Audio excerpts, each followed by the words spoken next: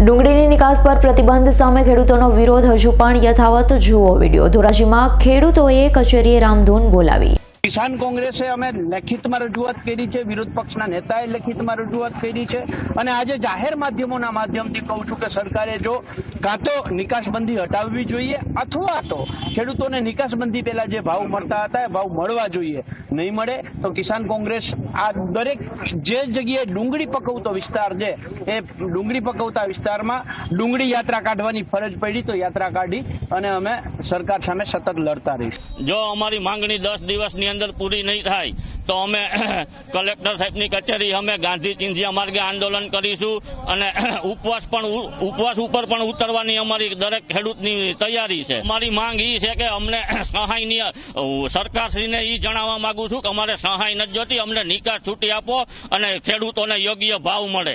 ડુંગળીના ભાવ જે તળિયે 700 થી 800 રૂપિયા એક મણના હતા 20 કિલોના, આજે ગગડીને 100 થી 150 રૂપિયા અત્યારે ભાવ છે અને અમારી માંગ એટલી છે કે અમારે જે પૂરતા ભાવ હતા ને એમને ભાવ પૂરા મળે। અમારી એટલી માંગ છે કે જે ભાવ હતા એ મળે તો અમને આમાંથી બેઠા થાય, નકર અમે આમાંથી બેઠા થાય એમ નથી। અમારી તમામ માહિતીથી અપડેટ રહેવા માટે જોડાયેલા રહો S9 ન્યૂઝ સાથે।